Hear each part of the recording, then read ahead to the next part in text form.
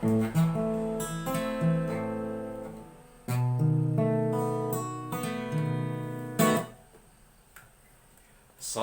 warahmatullahi wabarakatuh. Apa kabar kawan-kawan?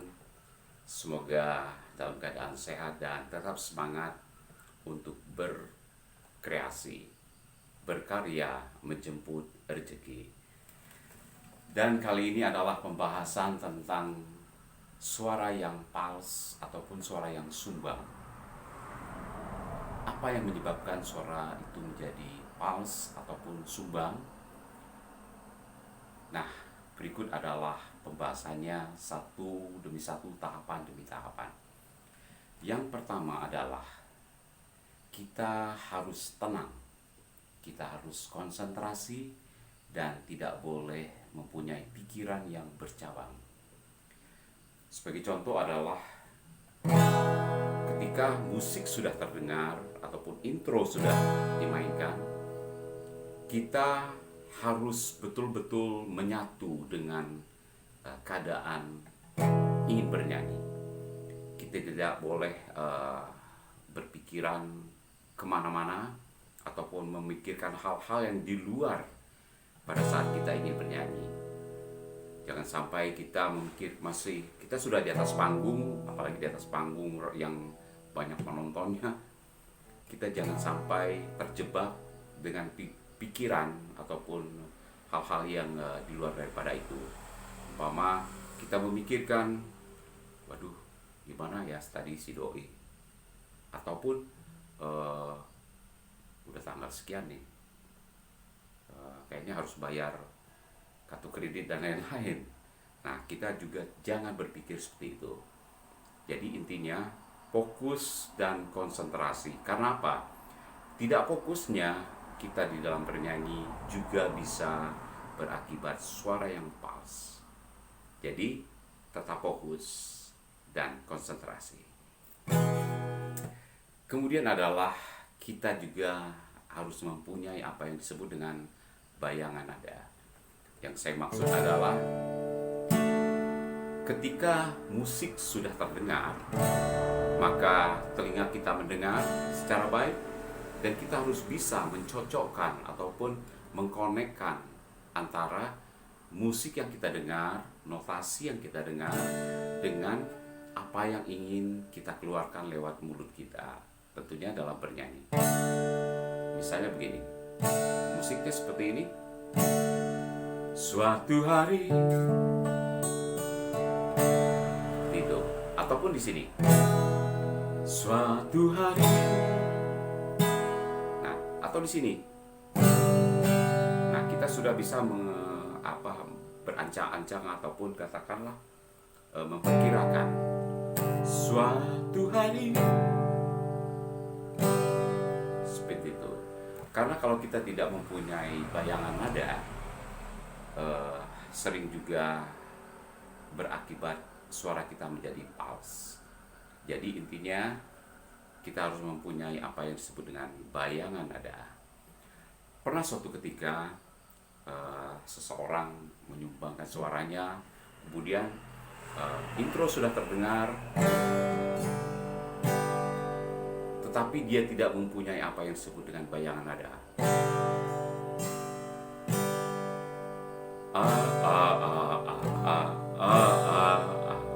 Nah, I can take, sebagai contoh seperti itu.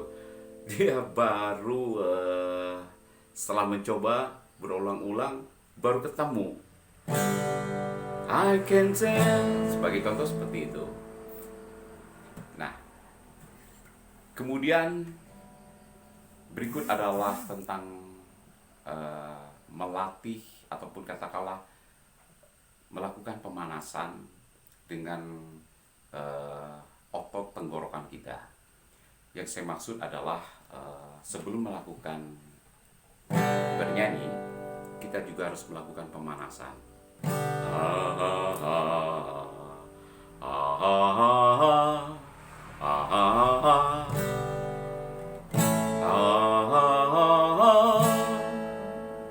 Nah, seperti itu. Ataupun tanpa musik. ah ah ah ah ah ah ah ah.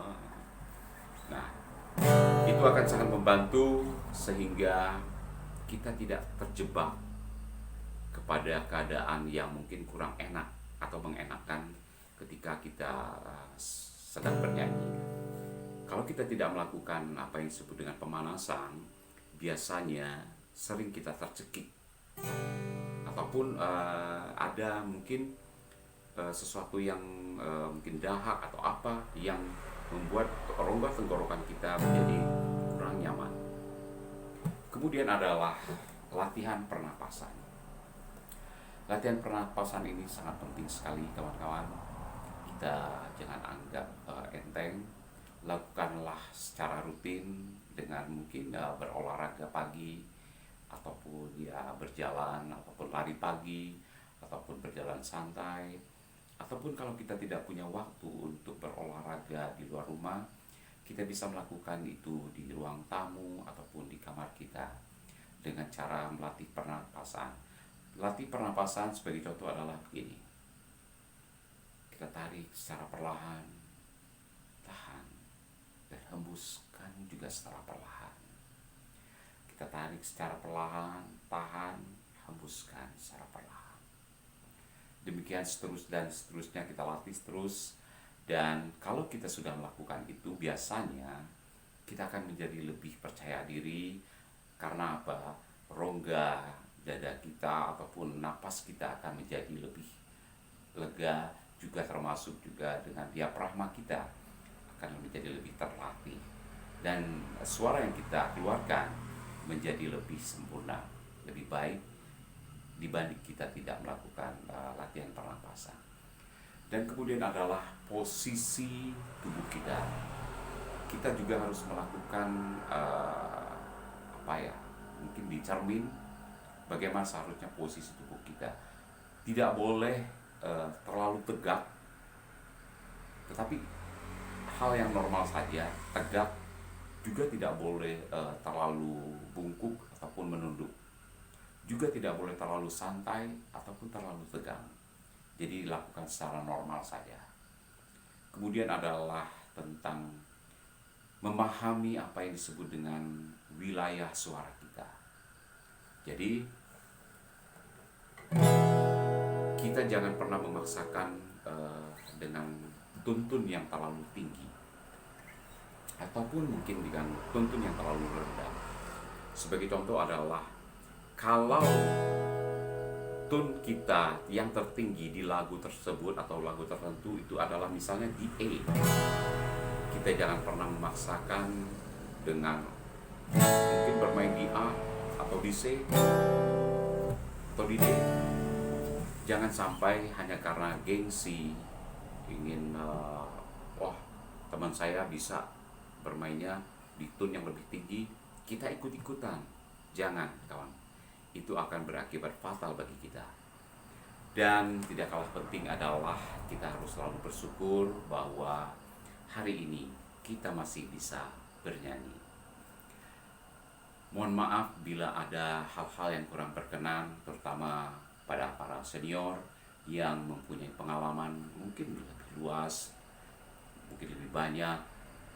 Tidak ada maksud untuk menggurui, tetapi setidaknya apa yang saya sampaikan sedikit membantu kawan-kawan kita yang mungkin ingin belajar bernyanyi.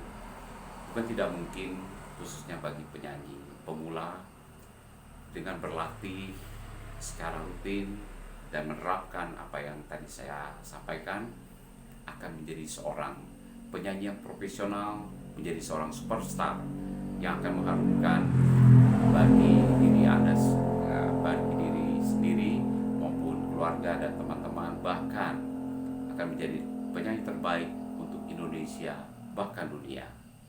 Terima kasih. Bagi yang belum subscribe, silahkan subscribe. Bagi yang mungkin ada manfaatnya video ini, bagi teman-teman yang lain silahkan di-share. Dan kalau tanda lonceng masih menjadi abu-abu, tinggal diklik 2 kali, Ya, ketika klik 2 kali menjadi hitam, nah itu artinya sudah mendukung channel saya ini, yaitu Escape from Belitung. Terima kasih. Assalamualaikum warahmatullahi wabarakatuh.